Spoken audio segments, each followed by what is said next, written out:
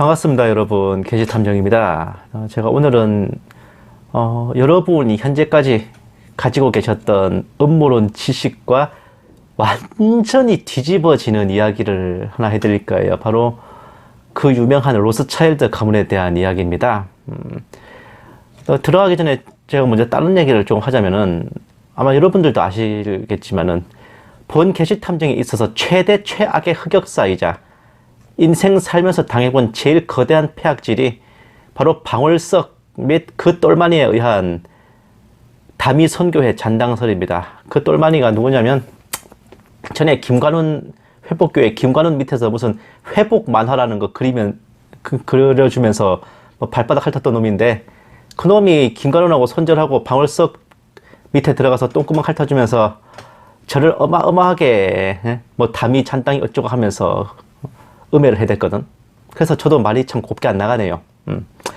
세월호 이신제사설부터 시작해가지고 방울석의 온갖 음모론 농간에 대해 제가 일종의 담당 일진 포지션이었습니다. 조목조목 분별하면서 그 정신 나간 소리에 허와씨를 파헤쳤죠.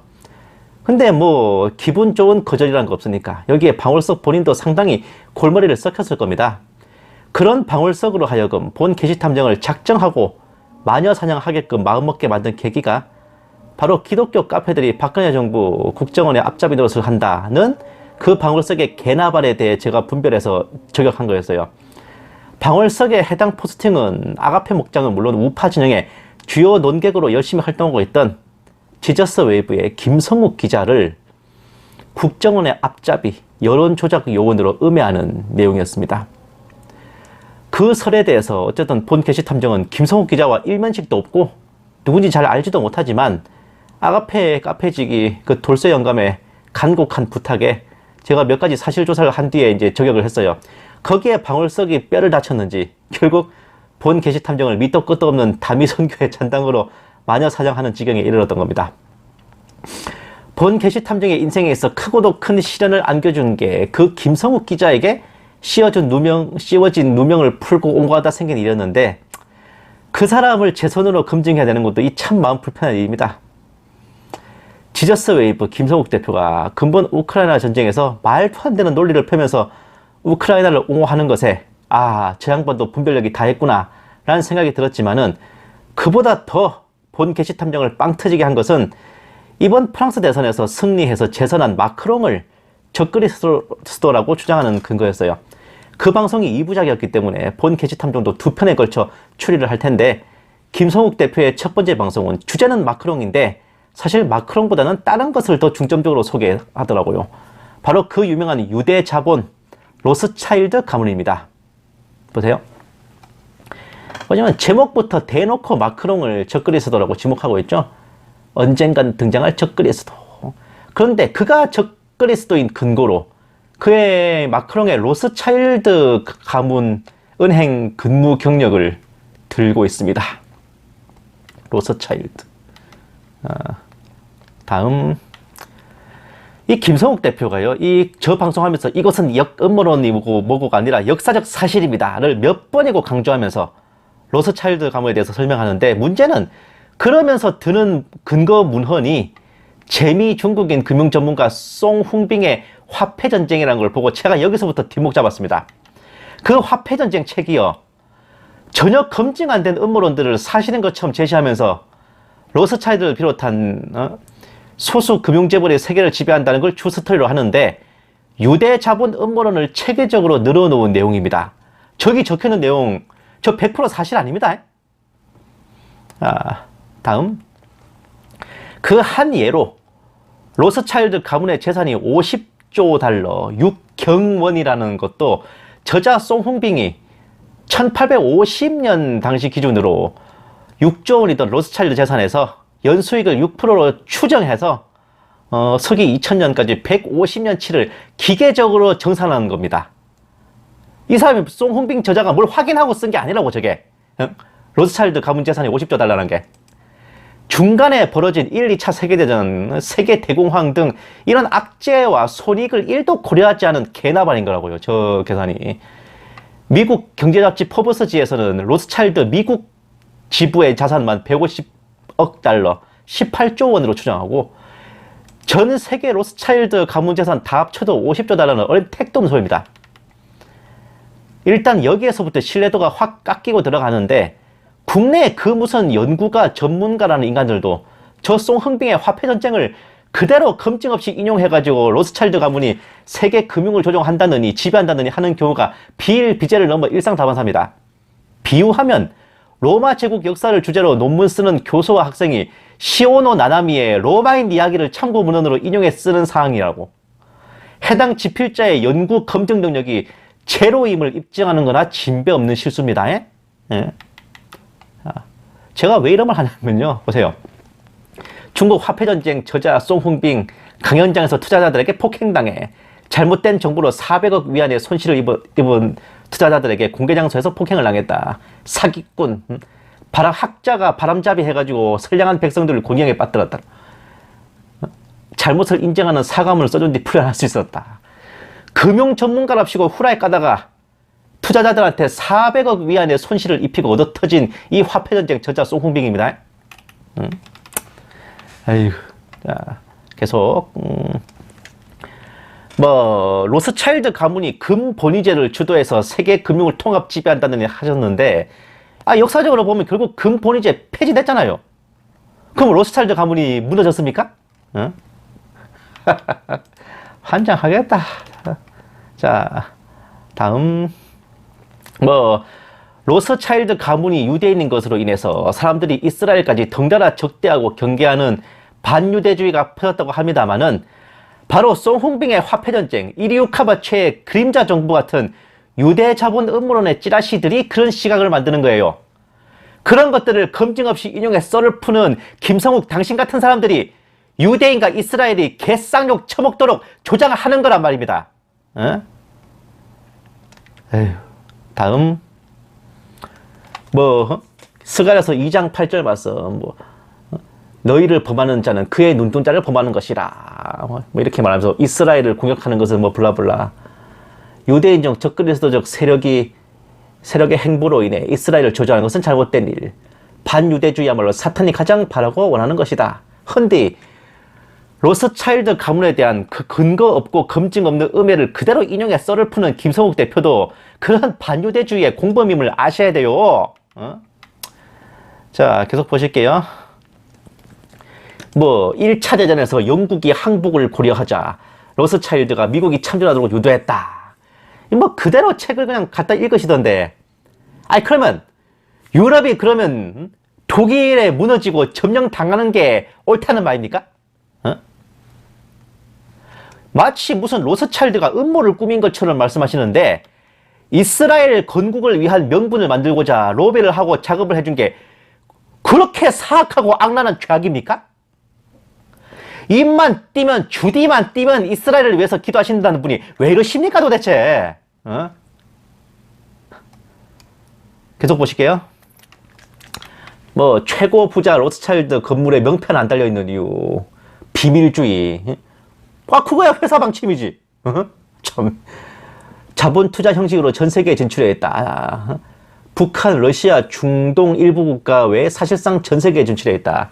그러면 금융자본가가 사업에 성공하고 전 세계 규모로 확장시켜 운영하는 게 그렇게 나쁜 짓입니까? 사업가가 제주껏 사업 발전시켜가지고 위세를 떨치는 게 싫으면 그 공산주의 국가에 사셔야지. 에? 본 게시 탐정이 괜히 뭐에 씌어서 이렇게 말하는 게 아닙니다. 현재 로스차일드에 대해 거의 100%의 음모론 연구가 마라타 사역자들이 프리메이슨과 일루미나티의 경제 총수, 세계를 뒤에서 지배하는 악마의 앞잡이 따위로 보고 계시는데, 그렇게 보시는 이유가 결국 거슬러 올라가면 화폐전쟁, 그림자 정부 따위의 음모론 책 몇 권이에요. 더 거슬러 올라가면 유대인들을 탄압하고 학살하고 핍박했던 그 반유대주의 감정에서 파생된 거란 말입니다. 사업가가 사업을 성공시켜 투자를 늘리고 저변을 확대하는 건 당연한 거 아니에요? 근데 그게 왜 유대인이 하면은, 로스차일드가 하면은 사악한 유대 자본의 음모가 됩니까? 무엇을 하든 그걸 했기 때문에 로스차일드가 개새끼다 라고 귀결되는 거, 뭐가 좀 이상하지 않습니까? 예? 로스차일드의 성공은 그들이 일루미나티에 가담하거나 악마에게 영혼을 팔아서가 아니에요. 로스차일드 가문은 최초로 우편 마케팅과 국제금융 네트워크라는 걸 도입했다고. 금융 및 자본시장에 처음으로 신용이란 개념을 적용한 자들입니다. 프로이센의 프리드리히 대왕 또는 헤센 가문 등 독일의 군주들과 거래를 하고 그들의 재산을 맡아서 투자하고 관리하면서 어떤 일이 있어도 자기들이 위탁받은 재산이 축나지 않고 불어나도록 만전을 기했다고요. 나폴레옹 전쟁 등으로 인해서 투자자들이 패망해가지고 도피하거나 해도 그 재산 꿀꺽하고 뻗대는 게 아니라 철저하게 보호했어. 훗날 전쟁이 끝나고 그 투자자들이 복귀했을 때 이자까지 다 계산하고 돌려줬단 말이지. 동시대 금융거래에 있어서 상상할 수 없었던 신용을 보여주었기 때문에 로스차일드 가문과의 거래가 선호되고 그 가문이 발전할 수 있었던 겁니다. 워털로 전투를 전후해서 정보를 미리 알았다가 떼돈 벌었다는 하는 것은 대표적인 날조예요. 로스차일드 가문도 그때 많은 금융가들처럼 파산 위기에 놓였지만 순전히 자력으로 회생해서 성공한 겁니다. 그럼에도 불구하고 그 시절의 최대 금융자본은 로스차일드가 아니라 영국의 베어링 은행이었어. 베어링 은행. 이 은행이 무려 1995년에 가서야 해체됩니다. 여러분 또 아시는 책인데 쥘 베르느의 유명한 소설 80일간의 세계 일주에도요. 주인공인 포그와 그리고 같은 클럽에 다니는 영국 명사들이 베어링 은행과 거래하는 장면이 나옵니다. 로스차일드 가문은 영국 동인도 회사가 무너질 때나 돼서야 원탑에 등극할 수 있었다고. 로스차일드 가문을 프리메이슨의 경제 총수 따위로 생각하시는 분들에게는 참 쇼킹한 일인데요.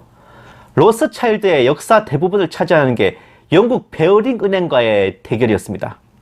그 베어링 가문의 본거지가 스코틀랜드였고 그들의 중추 세력이 스코티시 프리메이슨이라는 거예요.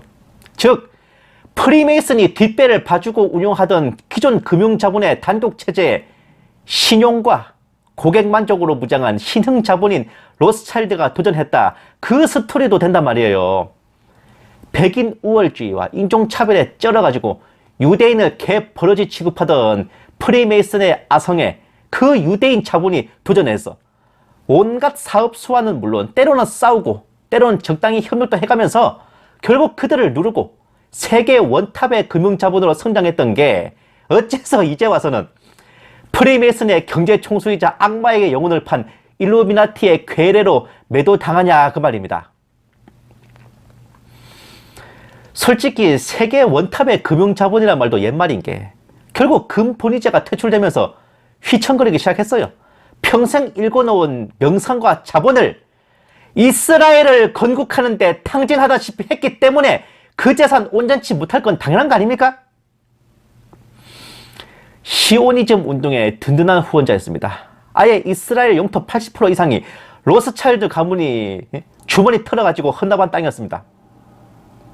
게다가 이스라엘의 건국에 열강의 협조를 얻기 위해 미국과 영국을 오가며 공작을 했고 그 결과 이스라엘 독립을 사실상 인정하는 영국의 벨푸어 선언을 얻어내기에 이르렀으니 2000년을 유랑하던 유대인들의 역사에 다시 없을 쾌거였다고요. 그 와중에 개인적으로는 2차 세계대전을 거치면서 나치 독일에 의해 오스트리아와 프랑스의 로스차일드 분가들이 재산 몰수, 국적 박탈, 추방을 당해서 고난을 겪었어요. 특히 프랑스 로스차일드 가문은 그 모계와 외가가 대부분 강제 수용소로 끌려가서 홀로코스트의 희생자가 됐습니다. 이런 고난을 겪고도 로스차일드 가문은 이스라엘 건국을 위한 헌신은 마다하지 않았습니다. 마침내 1948년 이스라엘의 회복으로 그들의 노력은 결실을 맺었죠. 김성욱 대표가 마크롱이 적그리스도인 이유를 그가 로스차일드 가문에서 근무했기 때문으로 들었고 로스차일드를 악마의 앞잡이 정도로 매도하는 찌라시들을 검증없이 받아들여 소개했건만 로스차일드 가문은 자수성가 자력갱생의 표상이었습니다.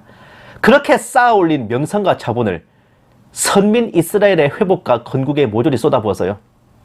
전 세계 그 어떤 이들도 로스차일드 가문 이상으로 이스라엘과 유대인들을 위해 헌신한 이가 없었고 하나님께서 선포하신 이스라엘의 회복을 열과 성을 다해 수행한 공신이었습니다. 만약 자신을 이스라엘과 유대인을 위해 기도하고 관구하는 그리스도인이라고 한다면 그 이스라엘과 유대인을 2000년 만에 회복되도록 만든 최1등 공신을 악마의 앞잡이에 취급할 수 있습니까? 주디만 뛰면 이스라엘을 걱정하고 기도한다는 김성욱 대표의 썰보다 이 문구들이 더욱 로스차일드가 누군가를 증명해 줄 것입니다. 보세요. 유대인들이 유랑민으로 지낸 2000년의 세월 동안 에드몽 로스차일드의 버금가는 또는 그와 견줄 만한 인물을 발견하는 것은 도저히 불가능하다.